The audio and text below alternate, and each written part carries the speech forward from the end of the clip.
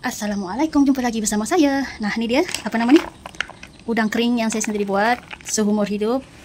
Ini pertama kali saya buat setelah duduk di kampung. Alhamdulillah. Saya mau sikit je lagi lah, bagi dia garing sikit. Ada yang ajar saya kalau nak terus kulit dia ni terkopek macam ni, habis licin, kena masak dia lama sedikit. Nanti kita cuba buat lagi. Tunggu suami saya kalau ada rezeki banyak dapat udang lebih, saya buat lagi lah udang kering untuk stok simpanan kita. Nah, ni pun alhamdulillah rasa-rasa ni setengah kilo ni. Ikan masin yang saya buat hari tu dah kering, saya dah simpan dalam peti sejuk. Nah, ni macam ni lah, tinggal sikit je lagi sebab dia tak masin sangat. Bila kita sendiri buat dia tak masin, jadi kita suka makan. Nah, ni saya dah simpan dalam peti sejuk sebab tinggal sikit je. Hari tu banyak ni. Sekarang ni tinggal sikit je lah. Tak apalah kan. Bila kita buat ikan masin segar dari laut, cantik je rupa dia. Kalau saya goreng garing sikit. Lepas tu kunyah dengan tulang, gigit dengan tulang-tulang ni sekali. Tak payah buang dah. Dengan tulang-tulang ni sekali dimakan. Okey, selesai udang kering kita. Kita dah masukkan dalam bekas. Nanti boleh simpan dalam peti sejuk, dia boleh bertahan selama setahun. Macam tu juga ikan masin, kalau simpan dalam peti sejuk yang bahagian bawah tu, bahagian laci bawah tu, dia akan tahan sampai setahun. Bawa bekal untuk tahun depan. Kalau 2-3 bulan ni tak ada musim, kita boleh makan udang ni. Okey, kita sambung video kita. Kita nak buat apa? Beras. Kita nak campur beras.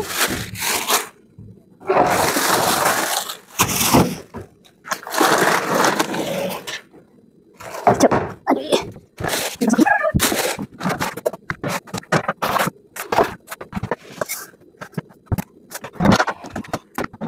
Ini baju saya belum cuci. Sebenarnya 2 hari ni kita orang tak ada air. Air hujan yang dalam tong yang biasa kita guna tu dah habis, kering kontang. Lepas tu bila ni kita guna untuk ambil air dari rumah mak saya. Kita ambil 2-3 kali untuk penuhkan sampah hitam yang besar tu. Untuk penuhkan 2 sampah. Dah penuh tu, kita stop dulu ambil. Betul-betul mencabar lah. Saya fikir macam ni lah orang dulu-dulu kalau tak ada air. Dekat kampung saya memang ada saluran pipe air, tapi disebabkan rumah saya ini baru, jadi dia tak ada sambungan lagi ke sini.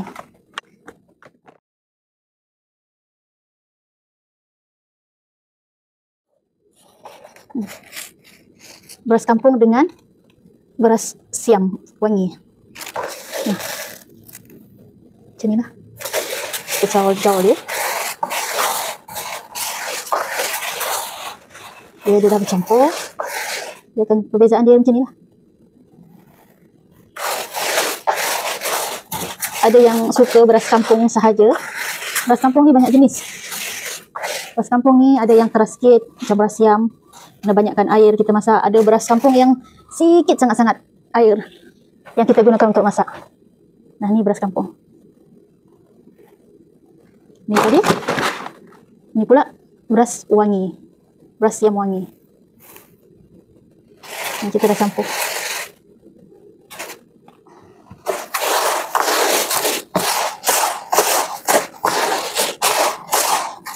Kalau awak rasa beras kampung sedap, tak perlu campur-campur, tak payahlah.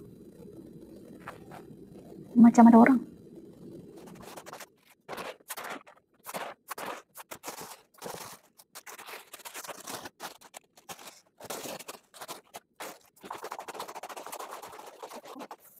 Kita tengok dia beras dari mana. Cek tapi tak jumpa, tapi dia dipackagingkan di Sibu, di kilang Sibu.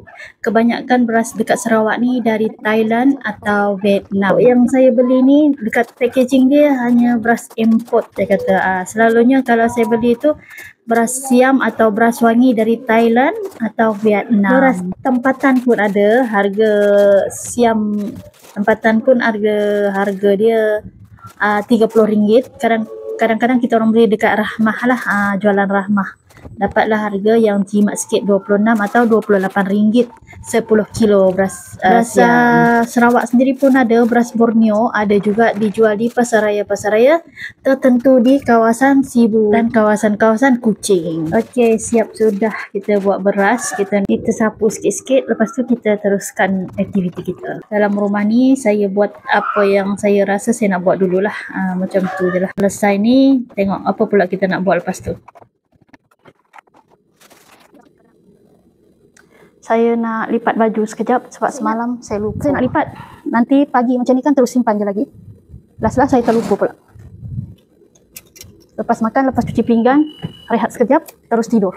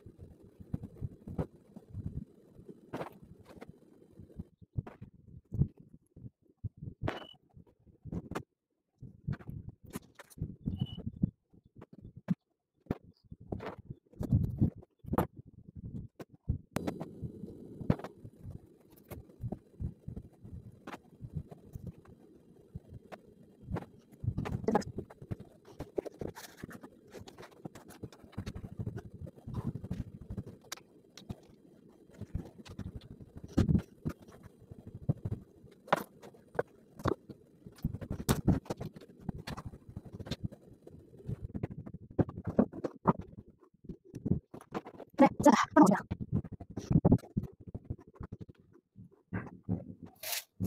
Saya nak sapu lantai sikit.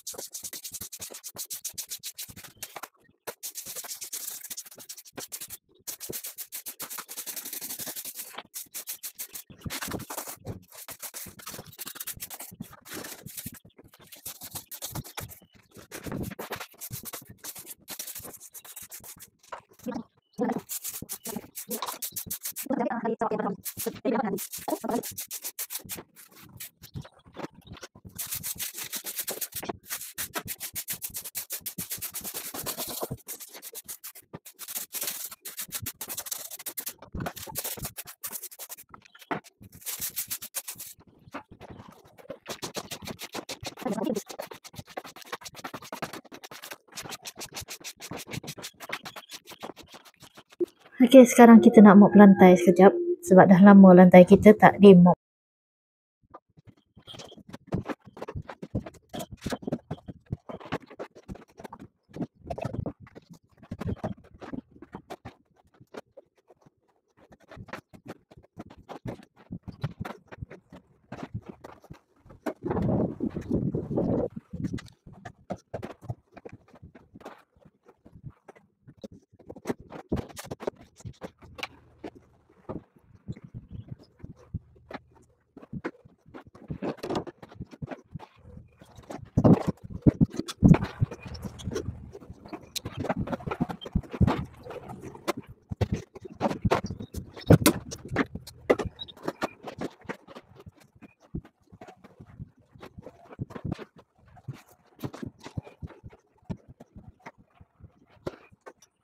Untuk video kali ni mungkin kepanjangan sikit durasi dia. Semoga korang suka juga menonton video saya.